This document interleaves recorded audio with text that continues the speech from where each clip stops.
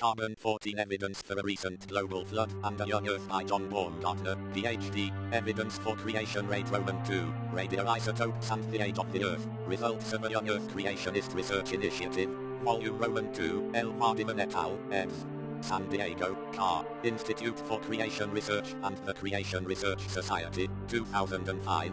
Abstract: a remarkable discovery made over the past 25 years is that organic samples from every level in the Phanerozoic portion of the geological record, when tested by highly sensitive accelerator mass spectrometer AMS methods, display significant and reproducible amounts of 14C. Because the lifetime of 14C is so brief, these AMS measurements pose an obvious challenge to the standard geological timescale that assigns millions to hundreds of millions of years to this part of the rock record.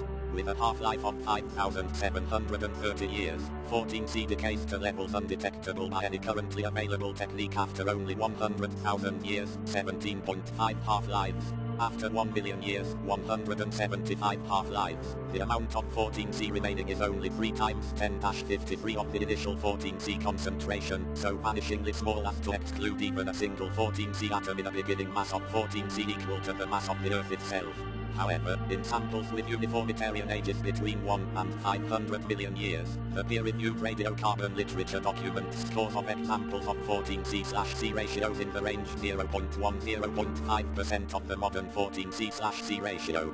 The lower limit of this range is a factor of 10 above the detection threshold of most AMS laboratories in the world. Another noteworthy observation is that the 14C/C ratio of these samples appears to be uncorrelated with their position in the geological record. Rate zone measurement of 14C levels in 10 coal samples using one of the world's best AMS laboratories strongly confirms both this reported range in 14C/C ratio and the lack of dependence of this ratio on position in the rock record.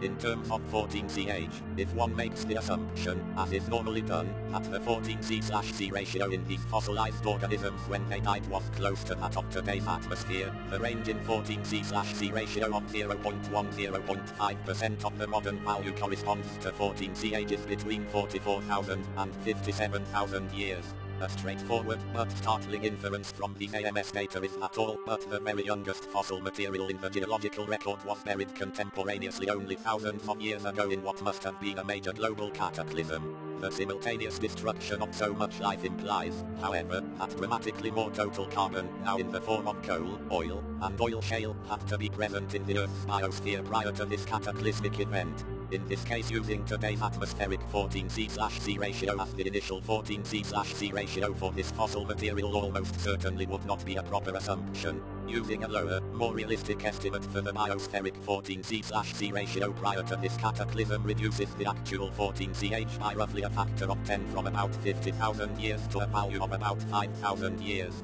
This latter age estimate, of course, is consistent with the biblical account of a global flood that destroyed most of the life on the planet, both plants and animals, in a single brief cataclysm some 4 to 5 millennia ago. Finally, our 14C rate project has measured 14C/C ratios above the AMS threshold in diamonds from a variety of locations. Although more confirmation is needed to justify a strong claim in this regard, these measurements appear to limit the age of the physical Earth itself to the range of thousands, as opposed to billions, of years.